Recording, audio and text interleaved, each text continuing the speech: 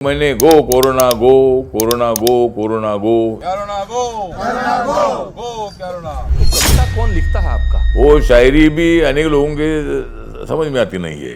अगर राहुल गांधी जी के लिए आपको कविता सुनानी हो, जब तक इस देश में नरेंद्र मोदी जी गांधी, कैसे बनेगी प्रधानमंत्री राहुल गांधी?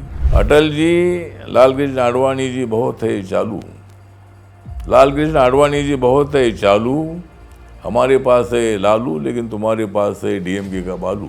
सिर्फ वो हिंदी भाषियों के लिए क्यों? अगर विरोध करना है तो उर्दू के मोहल्ले में जाके मुसलमानों के बीच में ये लोग तो विरोध करते नहीं है, ऐसा क्यों होता है? करना ठीक नहीं है, लेकिन ये दो भाई को मराठी के बगल दूसरा कुछ दिखता नहीं। चुटकुला या कविता हो तो क्या कविता आप सुनाएंगे इन दोनों भाइयों के ऊपर? एक साथ आ गए दो भाई, लेकिन इसमें उन्होंने कर दिए घाई। अगर रामदास अठावले आज भारत सरकार में मंत्री नहीं होते तो हम लोग रामदास अठावले को फिल्म जगत में किस रोल में देखते? नायक, खलनायक, लीड रोल, किस तरीके की भूमिका में? नहीं, मेरी भूमिका तो नायक की भूमिका रहती थी। खलनायक का काम करना मेरी आदत नहीं है। कि दलितों पर जब तक अत्याचार होते नहीं तब तक हम चुपचाप है। अत्याचार करेंगे तो हम आपको छोड़ेंगे नहीं। आपने अपनी पार्टी में राखी सावंत को भी जोड़ा था, ये क्या था? राखी सावंत हमारी पार्टी में हमने फिल्म में उन्हें शुरू की है। मैंने आपकी और नरेंद्र मोदी की एक केमिस्ट्री देखी है। जब भी आप बोलते हैं नरेंद्र मोदी ठहाके लगा के हंसते हैं और अप्रिशिएट करते हैं। इस चुनाव में दोनों भी थे हरी, हार गया प्रसाद हरी, चुनकर आ गया वंश हरी। और मैं अभी नरेंद्र मोदी जी के साथ हूँ, क्योंकि नरेंद्र मोदी जी की आंधी है, नरेंद्र मोदी जी की हवा है। और आज भी राहुल गांधी बोलते हैं कि भाई संविधान बदलेंगे। अरे हम संविधान नहीं बदलेंगे, हम तुमको बदलेंगे, हम तुमको सत्ता में आने नहीं देंगे। मैं नरेंद्र मोदी जी के साथ जब तक हूँ तब तक तुमको सत्ता मिलना बहुत बड़ा मुश्किल है। हमारे साथ बातचीत करने के लिए भारत सरकार के मंत्री रामदास अठावले जी हैं। रामदास अठावले जी, आपका स्वागत है। रामदास अठावले जी के पास भारत सामाजिक सुरक्षा मंत्रालय की जिम्मेदारी है, वहाँ मिनिस्टर ऑफ स्टेट की जिम्मेदारी निभाते हैं और काफ़ी लंबे समय से भारत सरकार में मंत्री के पद पर निभाते आ रहे हैं, सेवा करते आ रहे हैं। सबसे पहले ये जानना चाहेंगे कि आपके पास जो मंत्रालय है, इस मंत्रालय से लोगों की उम्मीदें कितनी होती हैं और कितना आप उस पर खरा उतर पाते हैं? एक तो संतोष जी ऐसा है कि मेरा मंत्रालय ये सोशल जस्टिस एंड एम्पावरमेंट, पहले सोशल वेलफेयर इसी तरह का नाम पहले इसका रहता था, लेकिन माननीय अटल बिहारी वाजपेयी की सरकार इंडिया के आने के बाद इसका नाम सोशल जस्टिस एंड एम्पावरमेंट ऐसा हुआ। तो सोशल जस्टिस के साथ साथ जिनके ऊपर सदियों से अन्याय हुआ है, जो लोग गाँव के बाहर रहे हैं, जिनको गांव के मंदिर में जाने का मौका नहीं मिलता है, जिनको गांव के कुएं पर पानी भरने के लिए नहीं मिलता था, वैसा जो समाज है, उस समाज में बाबा साहब अम्बेडकर जी की जन्म हुआ था। और बाबा साहब अम्बेडकर जी ने बहुत बड़ा संघर्ष करके दलितों को न्याय देने का एक बहुत ही बड़ा काम अपने देश में उन्होंने किया है। तो जो मेरा सोशल जस्टिस मिनिस्ट्री है, तो सोशल जस्टिस एंड एम्पावरमेंट, तो जिन समाज को अभी तक न्याय नहीं मिला है, सामाजिक न्याय नहीं मिला है, उनको सामाजिक न्याय देने के लिए और उनको एम्पावरमेंट करने के लिए, उनको शक्तिशाली बनाने के लिए हमारे मंत्रालय का उपयोग किया जाता है। संतोष जी, मेरे मंत्रालय में कितने लोगों की संख्या होगी तो मैं बताना चाहता हूँ कि मेरे मंत्रालय के अंदर शेड्यूल कास्ट आते हैं, डीएनटी आते हैं, उसके बाद ओबीसी आते हैं, उसके बाद दिव्यांगजन आते हैं, सीनियर सिटीजन आते हैं, ट्रांसजेंडर आते हैं, अनाथ आते हैं, वैसे लोगों का मेरा मंत्रालय है। उसके साथ साथ जो इंटरकास्ट मैरिज करने वालों का मेरा मंत्रालय है। तो आपके मंत्रालय से क्या लोगों को न्याय मिल पाता है? हाँ, तो मतलब न्याय देने के लिए हमारी कोशिश तो जारी होती है। आज भी दलितों पर अन्याय भी होता है, आज देहातों में अन्याय होता है। अनटचेबिलिटी बहुत सारी खत्म हो चुकी है। संविधान के आर्टिकल 17 के मुताबिक जाति व्यवस्था खत्म क्यों हुई है, और शहरों में जाति व्यवस्था उतनी नज़र नहीं आती है, लेकिन गाँवों में आज भी उसका अस्तित्व अपने को कभी कभी नज़र आता है। और दलितों पर हमले भी होते हैं, दलितों के मकान जलाए जाते हैं, दलित लड़कियों पर, दलित महिलाओं पर अत्याचार होते हैं। दलित नौजवान अगर किसी सवर्ण लड़की से शादी करता है, प्यार करता है, तो उसका मर्डर होता है, उस बस्ती को जलाया जाता है। तो ऐसे इंसिडेंट होते हैं। तो लेकिन आज काफ़ी परिवर्तन हो रहा है। जिस तरीके से अब आप दलितों की बात कर रहे हैं, दलितों के साथ प्रताड़ना होती है गांवों में, तो दलितों के उत्थान को लेकर पूरे देश भर में अलग अलग पार्टियां बनी हुई हैं। आप रिपब्लिकन पार्टी से आते हैं, क्या आपको लगता नहीं है कि सारी दलितों की पार्टियों को एक साथ मर्ज हो जाना चाहिए ताकि दलितों की बात को मजबूती से रखा जा सके? हाँ, बात आपकी सही है संतोष जी कि सभी दलित नेताओं ने एक साथ आना चाहिए, लेकिन हर राज्य की सिचुएशन अलग अलग है पॉलिटिकल। तो उसके मुताबिक कई राज्यों में पार्टियां हैं। जिस तरह भी मेरी पार्टी मूल है महाराष्ट्र की। महाराष्ट्र में रिपब्लिकन पार्टी ऑफ इंडिया की स्थापना हुई थी 3 अक्टूबर 1957 को, और बाबा साहब अम्बेडकर जी ने पार्टी स्थापित की थी 1942 में, all India schedule caste federation. और all India schedule caste federation के टिकट पर बाबा साहब अम्बेडकर जी 1952 के चुनाव में मुंबई से लोगरों से लड़े थे, और वहाँ मतलब बाबा साहब को काजरोलकर नाम के कांग्रेस के आदमी ने हराया था। उसके बाद बाबा साहब अम्बेडकर जी भंडारा में नागपुर के पास 1954 में वहाँ खड़े थे, और वहाँ भी कांग्रेस के बोरकर नाम के महार समाज के आदमी ने, दलित समाज के आदमी ने बाबा साहब को हराया था। उसके बाद बाबा साहब ने विचार किया कि मैं दलितों की पार्टी चलाता रहूँगा, तो मैं चुनकर आता नहीं तो मेरे वर्कर कैसा चुनकर आएगी, वो चुनकर आएगी नहीं तो फिर सत्ता कैसी मिलेगी, सत्ता नहीं मिलेगी तो गरीबों का भला कैसा होगा। इसीलिए बाबा साहब ने राम मनोहर लोहिया को एक पत्र लिखा था, और बाबा साहब का सोच ऐसा था कि कांग्रेस के खिलाफ एक ही पार्टी हो, वो पार्टी रिपब्लिकन पार्टी हो। लेकिन जो पत्र लिखने के बाद उतना टाइम मिला नहीं। बाबा साहब का महापरिनिर्वाण, उनका डेथ 6 दिसंबर 1956 को हुआ, और उसके बाद रिपब्लिकन पार्टी की स्थापना हुई।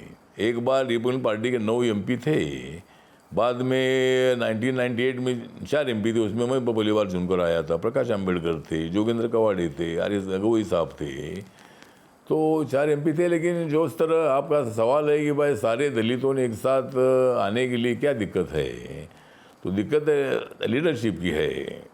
मेरी दिक्कत नहीं है, मैंने तो ये प्रस्ताव दिया भी है कि सुश्री मायावती जी सबसे सीनियर नेता है, मुख्यमंत्री के रूप में उन्होंने 4 बार उत्तर प्रदेश में सत्ता संभाली है, यूपी के डेवलपमेंट में उनका बहुत बड़ा अच्छा योगदान भी है।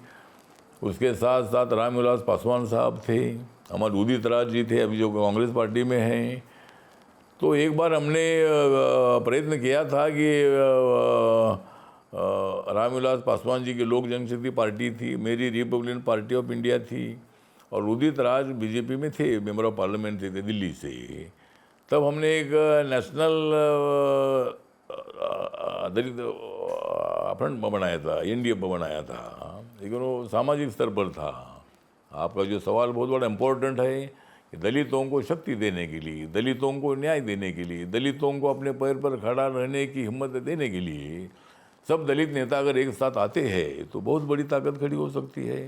अगर दलित एक साथ आ जाएंगे तो मेरा सवाल इस पर इतना है कि सभी देश के दलितों ने एक पार्टी में आना चाहिए, और जो बाबा साहब की पार्टी वो रिपब्लिकन पार्टी ऑफ इंडिया है। तो अगर आदरणीय मायावती जी अगर रिपब्लिकन पार्टी में आती है तो मायावती को राष्ट्रीय अध्यक्ष बनाने के लिए मैं तैयार हूँ। सब नेताओं ने भी मतलब रिपब्लिकन पार्टी में आना चाहिए, और मैं कोई भी पद लेकर मैं उनके साथ रहूँगा। लेकिन अगर देश में अगर बड़ी ताकत बनानी है तो अगर हम दलित नेता सब एक साथ आ जाते हैं तो एक दिन दलितों का प्रधानमंत्री बन सकता है। संतोष जी, आपने बड़ी सही बात कही कि प्रधानमंत्री दलित भी हो सकते हैं अगर सब इकट्ठे हो जाएं, लेकिन इसमें कई परेशानियां हैं। अब हम थोड़ी सी आपके कुछ बयानों के बारे में चर्चा करते हैं। अच्छा, क्या हुआ था जिसकी वजह से आपको गो कोरोना गो के बारे में आपने वो लाइन बोली थी और पूरे दुनिया भर में आप मशहूर हैं उसके बारे में? हाँ, तो जिस तरह कोरोना जब पहले चाइना में आया था संतोष जी, फिर चाइना में आने के बाद थोड़ा थोड़ा सा इंडिया में आ रहा था, तब मैंने ताजमहल होटल जो है कि इंडिया के गेटवे ऑफ इंडिया के पास, यहाँ तो इंडिया गेट बोलते हैं लेकिन मुंबई का गेटवे ऑफ इंडिया बोलते हैं, तो वो गेटवे ऑफ इंडिया से मैंने ताजमहल होटल के सामने से एक रैली निकाली थी, और उस रैली में चाइना के जो वहाँ के एम्बेसडर है, मुंबई में रहते हैं, मुंबई में उनका ऑफिस है, तो उनको हमने बुलाया था। और मैंने वहाँ सभी पत्रकारों को बुलाकर, कुछ हमारी रैली में कई लोग भी काफ़ी थे, वहाँ मैंने रैली निकाली थी। तब मैंने गो कोरोना गो, कोरोना गो, कोरोना गो, इसी तरह का मैंने नारा दिया था, स्लोगन मैंने दिया था। और ये स्लोगन इतना दुनिया भर में मतलब मशहूर हुआ था कि दुनिया के लोगों ने मेरा आवाज़ सुना है। यहाँ कुछ फिल्मों में भी मतलब ये आवाज़ मेरी और कुछ गाने भी बने, तो मुझे मतलब ऐसा ये इतना वायरल होगा मुझे मालूम नहीं था, लेकिन मैंने ऐसा ही बोला था कि गो कोरोना गो, कोरोना गो, कोरोना गो। तो ये नारा पूरी तरह दुनिया भर में गया था। ये बात सही है संतोष जी। अच्छा, आप अक्सर अपने बयानों की वजह से तो चर्चा में रहते ही हैं। आपने लोकसभा में जो कविताएं आप सुनाते हैं, वो कविता कौन लिखता है आपका? नहीं, कविता लिखने मतलब मुझे आदत ये थी कि मैं अनेक लोगों के स्पीच सुनता था। हमारे महाराष्ट्र में अखिल भारतीय मराठी सम्मेलन हर साल होता है, अनेक साहित्य सम्मेलन भी होते हैं। तो वहाँ मैंने देखा था कि ज़्यादा वैचारिक बोलने वालों का भाषण ज़्यादा लोग नहीं सुनते हैं, लेकिन थोड़ा जो हंसी मजाक में या मतलब थोड़ा लोगों को हंसने का भी मिले, लोगों को थोड़ा सा, अगर लोग हंसते हैं तो उनकी बॉडी बहुत बड़ी मजबूत होती है, उनके बॉडी का जो कोई व्याधि होती है वो निकल जाती है हंसने के बाद। जब तुम योगा का करते हैं तो योगा में भी मतलब हंसने का एक प्रकार है कि आप हंसो। हाँ, तो हंसते तो मतलब बॉडी और भी स्ट्रेंथन हो जाती है। तो मैंने अनेक लोगों का स्पीच सुने थे, और जो हंसने वाले मतलब भाषण हंसने वाले नहीं, लेकिन लोगों को एंजॉय करने का मौका मिलने वाले जो स्पीच होते हैं, तो ऐसे स्पीच लोगों के ध्यान में रहते हैं। तो मैं सभा में भी ऐसा भाषण मैं करता था। मैं जो लिखता हूँ मतलब मैं सभा में बैठे बैठे, पार्लियामेंट में बैठे बैठे जो विषय होता है उस पर मैं मतलब ऐसा ही 4 लाइन मैं लिखता हूँ, और वो उसको लोगों का बहुत बड़ा रिस्पॉन्स मिलता है। मैंने बड़े बड़े शायरों की भी शायरी मैंने देखी है, वो शायरी भी अनेक लोगों के समझ में आती नहीं है। मतलब शेर तो बहुत बड़े स्टडीड होते हैं, उनमें बहुत बड़ा अर्थ भी होता है, लेकिन वो अगर कोई वो शायरी सुनाता है तो उसको भी ज़्यादा रिस्पॉन्स मिलता नहीं। मतलब मेरा ऐसा नहीं कहना है वो शायरी ऐसी है, लेकिन मैं चुटकुले ऐसा ही मैं यमक ये करता हूँ। जिस तरह मैं राज्यसभा में बोला था अभी कि विरोधी दल वालों मत दे दो नरेंद्र मोदी जी को गाली, विरोधी दल वालों मत दे दो नरेंद्र मोदी जी को गाली, और खड़गे जी बजाओ तुम ताली। तो नरेंद्र मोदी जी है इस देश का वाली, नरेंद्र मोदी जी इस देश का वाली, नड्डा साहब बजाओ तुम ताली। तो मतलब ऐसा अगर मैं कोई यमक ये करता हूँ तो लोगों का उसको अच्छा रिस्पॉन्स मिलता है। लेकिन आजकल थोड़ा मुझे लोकसभा में बोलने के लिए मिलता नहीं, क्योंकि लोकसभा का माहौल थोड़ा अलग रहता है। मैं लोकसभा से 3 बार मैं था, तब भी मैं कविताएं करता था, तभी मेरे स्पीच बहुत बड़े वायरल होते थे। अगर राहुल गांधी जी के लिए आपको कविता सुनानी हो तो ऐसी कौन सी कविता आप सुनाएंगे? कविता तो राहुल गांधी का मतलब ऐसा तो कविता है कि भाई मैं जब तक इस देश में है नरेंद्र मोदी जी गांधी, जब तक इस देश में नरेंद्र मोदी जी गांधी, कैसे बनेगी प्रधानमंत्री राहुल गांधी। गाँव गाँव की बोल रही है दादी, गाँव गाँव की पूछ रहे मुझे दादी, राहुल गांधी कब करेगी शादी।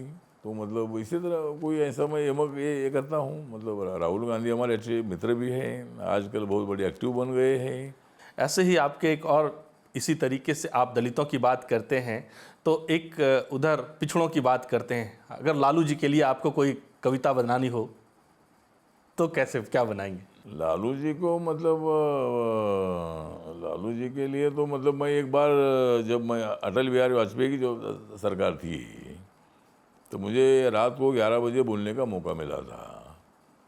तो मैं जब लोकसभा में था तो मैं अकेला था आरपीआई की तरफ से, रिपब्लिकन पार्टी की तरफ से। तो मुझे हर बार मौका जब मतलब स्पीकर जो होते थे वो तो मुझे मौका हर बार देते ही थे। हमारे मनोज जोशी भी थे, उनके पहले के कौन थे, हमारे दादा दादा ये बंगाल से हाँ हाँ वो सोमनाथ चटर्जी। सोमनाथ चटर्जी। तो सोमनाथ चटर्जी भी मुझे, मैं अकेला वो रहता था, मैं खड़ा रहता ही था।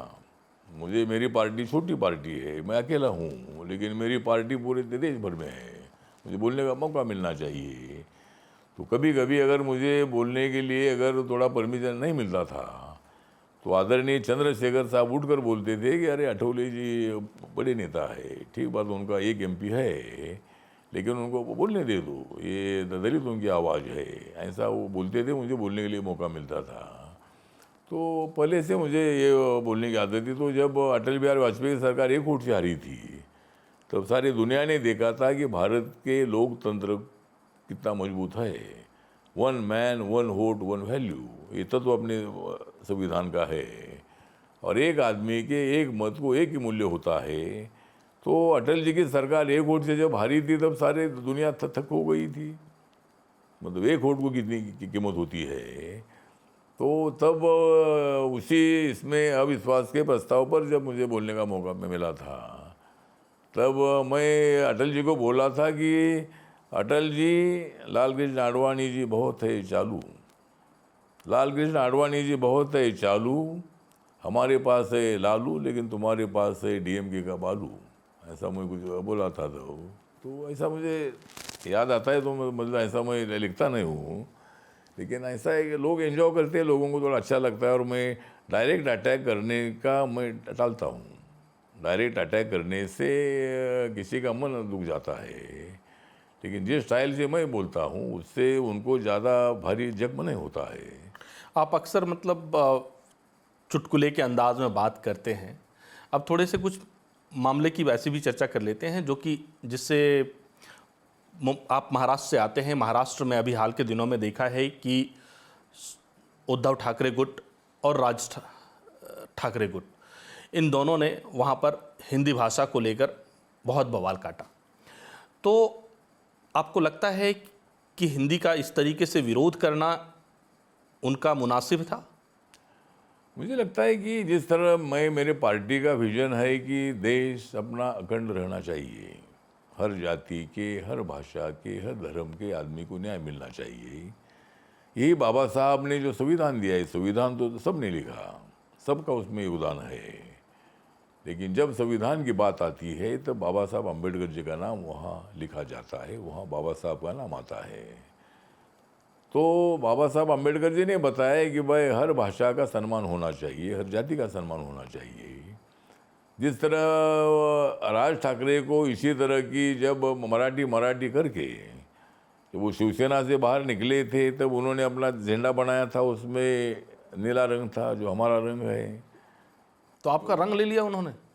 आपका रंग ले लिया? नहीं, मतलब शुरू में जब वो शिवसेना से बाला साहब ठाकरे जी को धोखा देकर जब वो बाहर निकले थे तब उन्होंने जो फ्लैग बनाया था और महाराष्ट्र नवनिर्माण सेना ये बनाई थी, तब उनका झंडे में कलर था नीला, भगवा और हरा रंग था, मतलब मुसलमानों के लिए भी अट्रैक्ट करने के लिए, दलितों को अट्रैक्ट करने के लिए और सवर्ण समाज को भी अट्रैक्ट करने के लिए, ऐसा शुरू में था।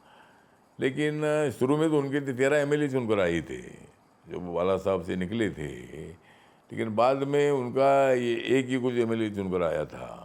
तो अभी कोई उनकी पॉलिटिकल ताकत नहीं है, सभा उनकी बड़ी होती है, नेता बहुत अच्छा है, एक्टिव है, भाषण अच्छा देता है, लेकिन पॉलिटिकली उतना वो स्ट्रांग नहीं है। जिस तरह राज ठाकरे लोकसभा में हमारे साथ थे, हमारा भारी नुकसान हुआ।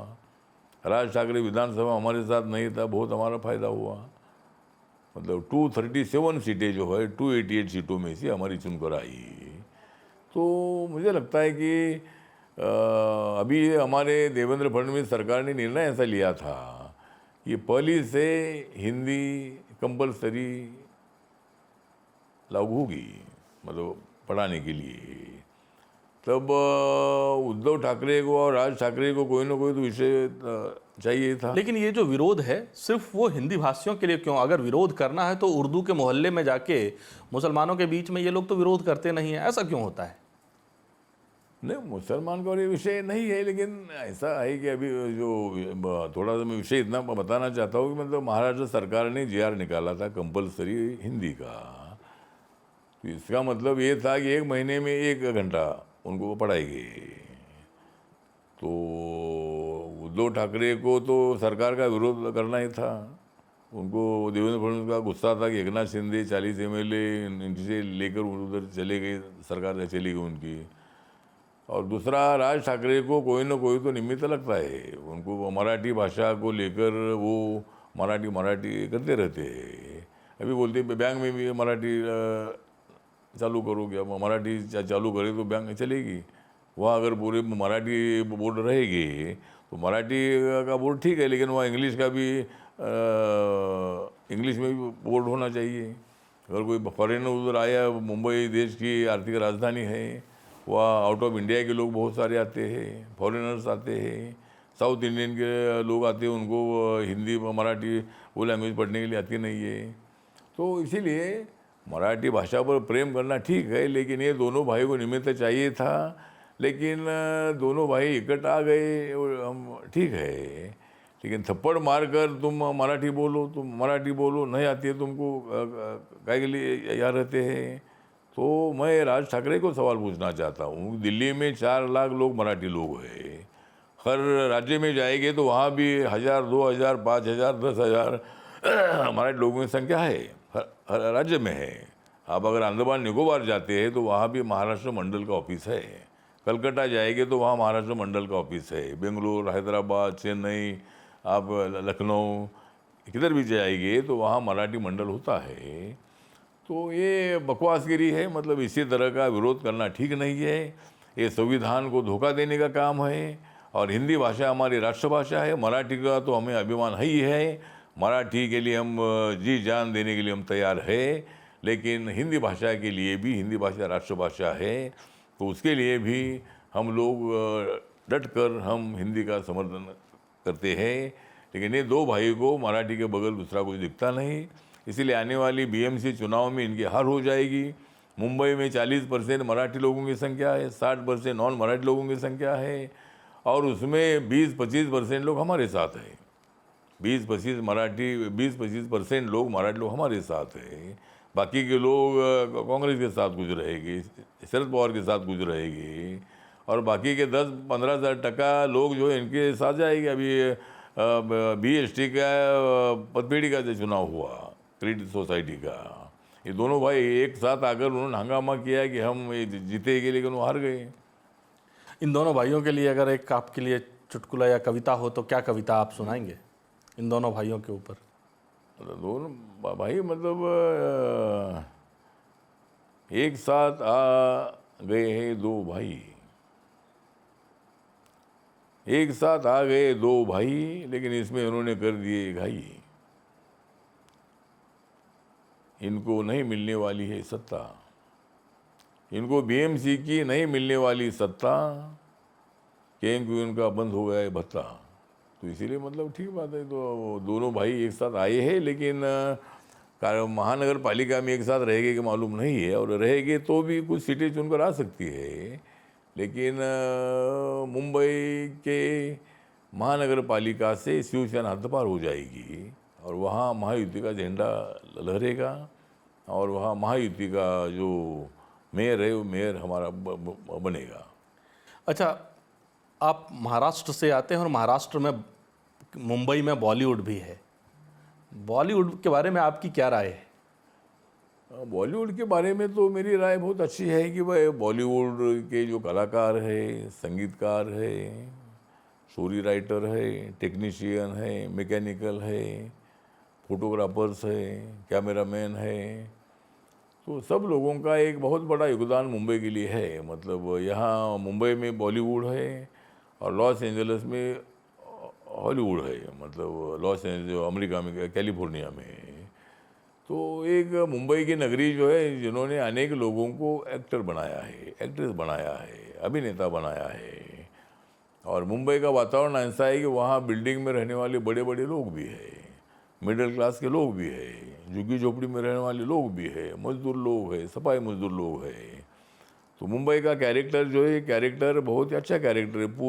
पूरा भारत देश वहाँ नज़र आता है। साउथ इंडिया के हर राज्य के लोग वहाँ हैं, नॉर्थ इंडिया के हर राज्य के लोग वहाँ हैं, नॉर्थ ईस्ट के लोग वहाँ हैं। तो मुंबई नगरी जो है, मुंबई नगरी सबकी नगरी है। इसीलिए मुंबई का नाम आर्थिक राजधानी के लिए चुना गया। मुंबई में स्टॉक एक्सचेंज है, मुंबई में टाटा है, बिरला है, मफतलाल है, अदानी है, अंबानी है, महिंद्रा है। तो ऐसे अनेक लोग जो है, ये तो सब नॉन मराठी है। इन्होंने करोड़ों मराठी लोगों को रोज़गार दिया है। हमारे मराठी लोगों का तो योगदान है ही है, सबसे ज़्यादा योगदान मुंबई के लिए मराठी लोगों का है। मुंबई में फिल्म इंडस्ट्री है, मुंबई में ये सारे नाम आपने बड़े बड़े गिनवाए, लेकिन फिल्म इंडस्ट्री में दलितों के साथ उतना न्याय नहीं हो पाया, उतना अधिक। क्या आपको लगता है कि फिल्म इंडस्ट्री को दलितों के बारे में कुछ सोचना चाहिए? नहीं, मुझे लगता है कि फिल्म इंडस्ट्री में दलितों के विषय पर अनेक फिल्में निकली है। अनेक झुग्गी झोपड़ी के बारे में भी बहुत सारा, अनेक फिल्मों में झुग्गी झोपड़ियों का वातावरण दिखाया गया है। और हिंदी फिल्मों में मतलब गांव में कैसा गरीबों पर अत्याचार होता है, दलितों पर अत्याचार, वो भी दिखाया है। तो अनेक फिल्में ऐसी आई है। लेकिन दलित कलाकार जो है, ये दलित कलाकार मतलब उसमें ज़्यादा नहीं है। लेकिन बाकी का काम करने में हमारे लोग बहुत है। फोटोग्राफर है, संगीत में बजाने वाले लोग हैं। तो मतलब अनेक लोग हमारे कलाकार भी है, थोड़े एक्टर भी है, ना नहीं ऐसा नहीं है, छोटा मोटा रोल करने वाले। लेकिन बड़े बड़े एक्टर के जगह पर उनका नाम नहीं है। और इसलिए इतना नहीं है कि मुझे फिल्म में काम करने का बहुत बड़ा इंटरेस्ट था। मैं मुंबई में रहता था, मैं जो कॉलेज में जाता था तो हर फिल्म मैं देखता था। और फिल्म के बारे में मुझे बहुत बड़ा अट्रैक्शन था। एक दो फिल्मों में भी मैंने थोड़ा सा काम मैंने किया है। लेकिन मैं राजनीति में आया। अगर दलित कलाकारों की कमी वहाँ इसलिए है कि मैं राजनीति में आया। अगर मैं वहाँ जाता था तो मैं बड़ा कलाकार बन सकता था। अगर रामदास अठावले आज भारत सरकार में मंत्री नहीं होते तो हम लोग रामदास अठावले को फिल्म जगत में किस रोल में देखते? नायक, खलनायक, लीड रोल, किस तरीके की भूमिका में? नहीं, मेरी भूमिका तो नायक की भूमिका रहती थी। खलनायक का काम करना मेरी आदत नहीं है। मतलब किसी की बुराई करना मेरी आदत नहीं रही है। और मैं ऐसा कोई खलनायक का रोल नहीं एक्सेप्ट करता था। अगर मुझे रोल लेना है तो मैं मेन रोल लेता था, दूसरों को मदद करने वाला रोल मैं लेता था। उस फिल्म के बारे में थोड़ा बताएं जिस फिल्म में आपने काम की थी। नहीं, फिल्म मतलब एक अन्याय का प्रतिकार नाम की एक मराठी फिल्म थी। और दौलत पेंटर एक हमारे समाज के थे, दौलत पेंटर उनका नाम है। तो हमारी दलित पैंथर की मूवमेंट चलती थी। गांव गांव में दलित पैंथर की छावनी होती थी। हम उसको शाखा को, ब्रांच को छावनी बोलते थे। और छावनी इसलिए बोलते थे कि जिस तरह आर्मी की छावनी होती है, तो आर्मी के छावनी में लोग अपने बॉर्डर की रक्षा करते हैं, उसी तरह हम हमारे बॉर्डर की रक्षा करते रहते हैं। और अगर हमारे ऊपर कोई अटैक करने का प्रयत्न किया तो उस अटैक का जवाब देने का काम हमारा होता है। मतलब छावनी का जो अर्थ होता है आर्मी का, तो आर्मी जब अटैक वहाँ से होता है तब उसको रिप्लाई देती है। जब अटैक होता नहीं है तब तक वो कोई किसी पर हमला नहीं करते हैं। तो उसी तरह हमारी दलित पैंथर भी हमारी है कि दलितों पर जब तक अत्याचार होते नहीं तब तक हम चुपचाप है। अत्याचार करेंगे तो हम आपको छोड़ेंगे नहीं। इसी तरह की मतलब एक हमारी ये हमारा सोचता है ऐसा कि ऐसा है। तो इसीलिए जिस तरह आपने बताया कि मेरे कलाकारों के बारे में मेरे बहुत अच्छे संबंध है। अमिताभ बच्चन के साथ मेरे अच्छे संबंध है, सलमान खान है, आमिर खान है, शाहरुख खान है, गोविंदा है, अमोल पालेकर जी है, ऐसे कई जो कलाकार है हमारा ये मतलब अनेक। आपने अपनी पार्टी में राखी सावंत को भी जोड़ा था, ये क्या था? राखी सावंत हमारी पार्टी में हमने फिल्म यूनियन शुरू की है। रिपब्लिकन पार्टी ने फिल्म यूनियन भी शुरू की है। उसमें राखी सावंत है, पायल घोष है, सलमा आगा है, अली खान है, ऐसे अनेक एक्टर वगैरह हमारे इसमें हमारे संगठन में है, अनेक कलाकारों को इसमें लाने का हमारा प्रयत्न है, लेकिन वो सब अपने अपने काम में रहते हैं। लेकिन कलाकारों को न्याय मिलना चाहिए। बहुत सारे कलाकारों को ऐसा है कि उनको जब काम मिलता नहीं तो उनकी हालत बहुत बुरी होती है, उनको मकान नहीं मिलता है। तो इसीलिए हमने फिल्म यूनियन शुरू की है और उसमें कलाकारों की जो समस्या है उनके लिए मकान कैसा हम मिलाकर दे सकते हैं, किसी बिल्डर को बोलकर कम पैसों में कैसा उनको मकान दे सकते हैं, उनको काम नहीं है तो डायरेक्टर को प्रोड्यूसर को बोलकर उनको काम देते हैं। क्या ज़रूरत पड़ी तो चुनाव में, जैसे उद्धव ठाकरे हो गए अगर चुनाव लड़ते हैं, राज ठाकरे हो गए या फिर आदित्य ठाकरे, इस तरह के जो बड़े नाम हैं विपक्ष में, इनके खिलाफ रिपब्लिकन पार्टी की तरफ से राकेश सावंत, सलमा आगा, इस तरीके के कैंडिडेट दिए जा सकते हैं? नहीं, कैंडिडेट मतलब अभी हमारा महानगर पालिका के चुनाव में तो देखते इतने बड़े कलाकार तो ज़्यादा कारपोरेशन में ज़्यादा इंटरेस्टेड नहीं रहते हैं, वो ज़्यादा एमपी के लिए इंटरेस्ट होता है उनको ज़्यादा रहता है। एमएलए के लिए भी कोई एक्टर इतना इंटरेस्टेड नहीं होता है, मतलब हमारे एमएलए में भी कोई नहीं है। लेकिन लोकसभा में मौका मिलेगा तो हम ज़रूर प्रयत्न करेंगे। लोकसभा में अगर हमको कोई सीटें मिलती है तो ज़रूर हम प्रयत्न करेंगे, क्योंकि नरेंद्र मोदी साहब पर हमारा बहुत बड़ा विश्वास है। नरेंद्र मोदी जी विकास पुरुष है। नरेंद्र मोदी जी एक बहुत बड़े डेवलपमेंट प्लान करने वाले स्ट्रॉन्ग नेता है।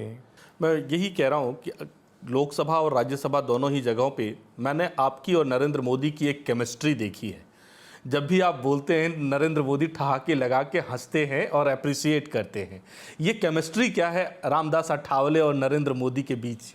मतलब मैं सिंपल भाषा में बोलता हूँ, जिस तरह मुझे थोड़ा लोकसभा में ज़्यादा बोलने का मौका मिलता नहीं, जिस तरह मैंने अभी पहले भी आपको बोला था। राज्यसभा में मैं बोलता हूँ, लेकिन लोकसभा का क्लाइमेट एटमॉस्फेयर अलग होता है। तो 5-6 साल पहले जब मुझे लोकसभा में बोलने का मौका मिला था और ओम बिरला जी का अध्यक्ष पद पर जब चुनाव हुआ था, मतलब वो जो उनका अध्यक्ष पद पर मनोनीत किया था, तब मेरा भाषण हुआ था लोकसभा में।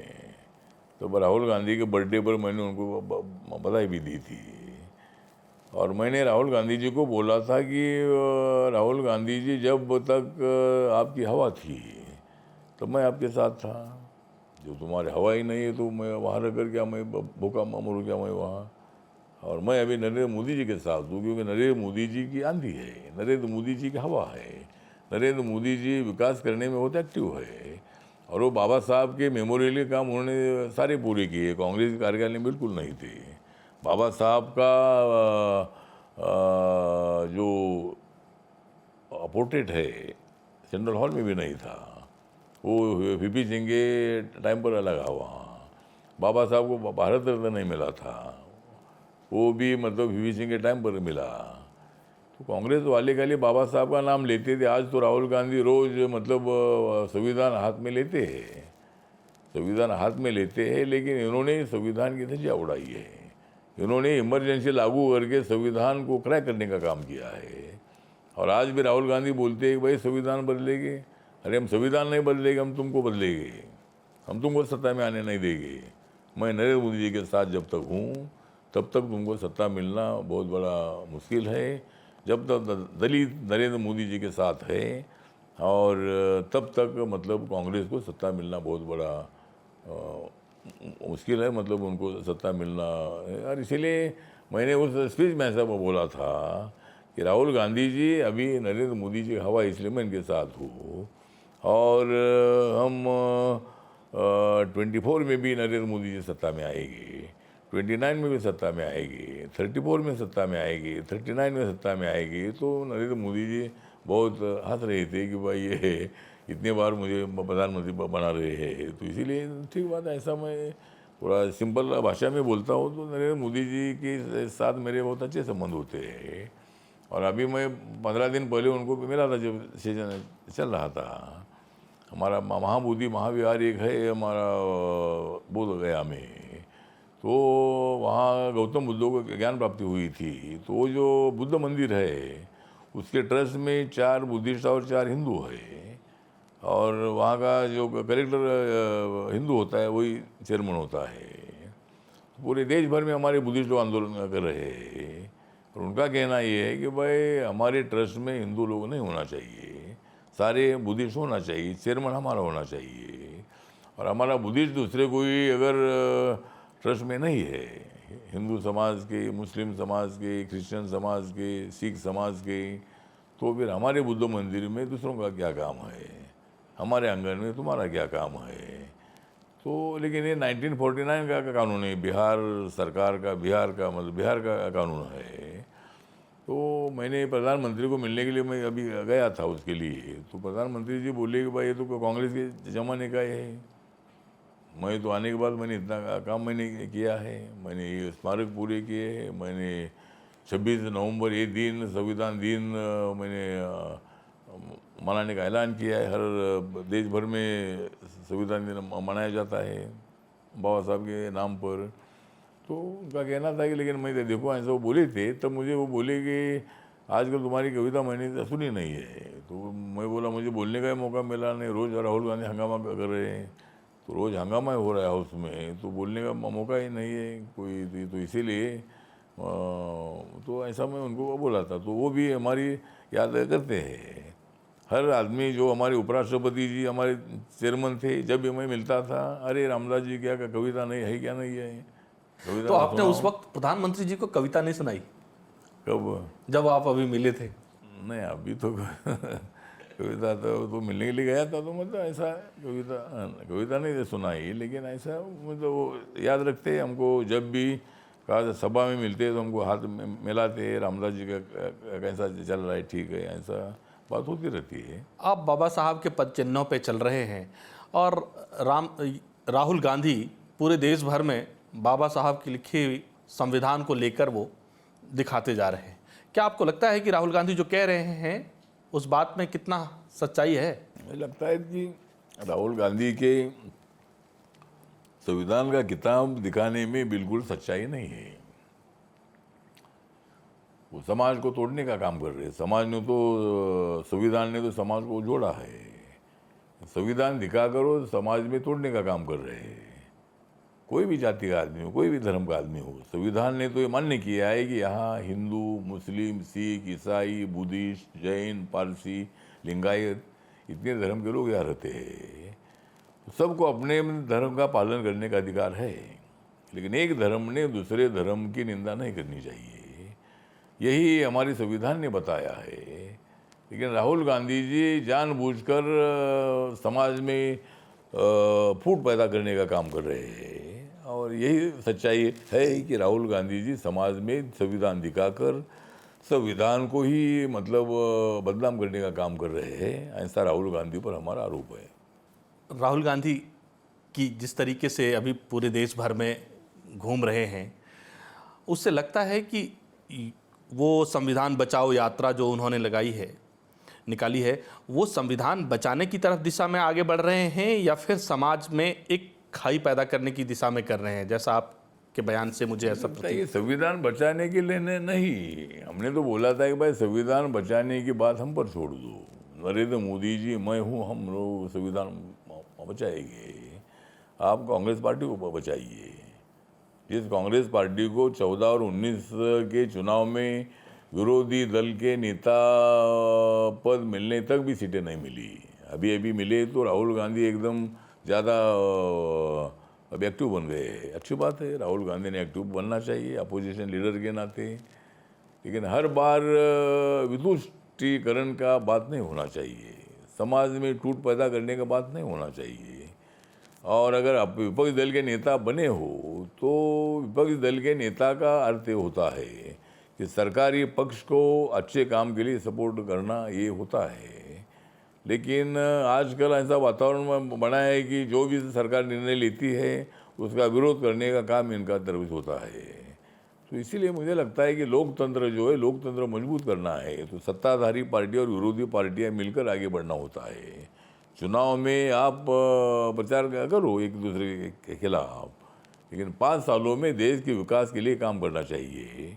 और जिस तरह मतलब देश का विकास हुआ है मोदी जी के कार्यकाल में, कांग्रेस कार्यकाल में रास्ते ठीक नहीं थे, कांग्रेस के कार्यकाल में एयरपोर्ट ठीक नहीं थे, कांग्रेस के कार्यकाल में लोग ठीक नहीं थे, कांग्रेस कार्यकाल में गांव ठीक नहीं थे। अभी मोदी साहब ने पूरा सोच कर मतलब गांव तक विकास की गंगा पहुंचाई है। आप कह रहे हैं गांव तक विकास की गंगा पहुंचाई है, राहुल गांधी कह रहे हैं कि इस देश में न्याय नहीं मिल रहा है। एक आखिरी सवाल बस आपसे ये जानना चाह रहे हैं कि राहुल गांधी जो संविधान दिखा रहे हैं लोगों को, कभी आपने उस संविधान की कॉपी निकाल के देखी? वो वाकई संविधान है कि अंदर कुछ है, कागज है भी नहीं रहता? हाँ, तो मुझे जानकारी ऐसी है कि अंदर संविधान नहीं है। अब ये संविधान इतना छोटा होता नहीं है, ये तो छोटा सा संविधान ऊपर खाली का कवर पेज जो लाल रंग का है, तो ये लाल रंग का संविधान का रंग लाल नहीं है। तो संविधान का रंग लाल नहीं है, लेकिन राहुल गांधी के हाथ में जो संविधान होता है वो लाल रंग का होता है, और उसके अंदर के जो पन्ने, वो पन्ने में संविधान है ही नहीं है। ऐसी भी जानकारी है, शायद राहुल गांधी को मालूम नहीं होगा, उसके लोग जो है ये खाली उन्होंने कॉपियाँ छापी है, और ऊपर से खाली जो उसका कवर है उसको भारतीय संविधान, इंडियन कॉन्स्टिट्यूशन ऐसा लिखा है, तो अंदर संविधान है ही नहीं है। तो मतलब अगर अंदर नहीं है संविधान, अगर अंदर नहीं है संविधान, तो क्या बढ़ाए राहुल गांधी देश की शान? ऐसे राहुल गांधी पर लगाना चाहिए बैन, ऐसे राहुल गांधी के वक्तव्यों पर लगाना चाहिए बैन। लेकिन भविष्य में हम बढ़ाते रहेंगे नरेंद्र मोदी जी की शान। तो मतलब नरेंद्र मोदी जी की शान, और मैं हूँ नरेंद्र मोदी जी का फैन, तो इसीलिए मुझे लगता है कि राहुल गांधी जी ने एक अच्छा नेता बनना है। मैं जब सोनिया गांधी जी के साथ कांग्रेस पार्टी से मैं 3 बार लोकसभा में मेंबर था, तो मैंने सोनिया गांधी जी को एक बार बोला था कि राहुल गांधी को 2-2.5 साल के लिए प्रधानमंत्री बनाऊं। जब मैं इनके साथ नहीं था, मैं कांग्रेस पार्टी के साथ था, तब मैं यूपीए का मैं अकेला मेंबर था, तो मुझे मंत्री नहीं बनाया कांग्रेस पार्टी ने। दूसरे लोगों को, कुछ लोगों को मंत्री बनाया, लेकिन मुझे चुनाव में आश्वासन देने के बावजूद मुझे मंत्री नहीं बनाया था। तो ठीक बात है, मंत्री नहीं बनाया, लेकिन मैंने राहुल गांधी जी को, ये सोनिया जी को बोला था कि भाई एक बार राहुल गांधी जी को अनुभव लाने के लिए मनमोहन सिंह जी को आपने बनाया है। एक तो मुझे लगता है कि एक बार मनमोहन सिंह जी को 5 साल बनाने के बाद एक बार 2.5 साल के लिए शरद पवार साहब को बनाना चाहिए था, और 2.5 साल के लिए राहुल गांधी को बनाना चाहिए था, तो पार्टी शायद स्ट्रांग हो जाती थी। लेकिन मोदी साहब ने करप्शन के मुद्दे पर इतना आघात किया कि लोग मोदी मोदी मोदी की नारे पूरे गूंजते रहे। धन्यवाद आपका, धन्यवाद आपका बहुत सारी चीज़ों के लिए जो खुलकर बात की। रामदास अठावले साहब ने सामाजिक न्याय राज्य मंत्री के रूप में रहते हुए भारत सरकार की में काम कर रहे हैं, और पूरे देश भर में लोगों को अपने मंत्रालय से न्याय देने की कोशिश कर रहे हैं। इन्होंने खुलकर बात की, खुलकर कई मुद्दों पर बात की, और जिस वजह से ये चर्चा में रहते हैं, लोकप्रिय हैं, उन सभी कविताओं को भी, दोहों को भी इन्होंने हमसे साझा किया। इसके लिए आपका आभार।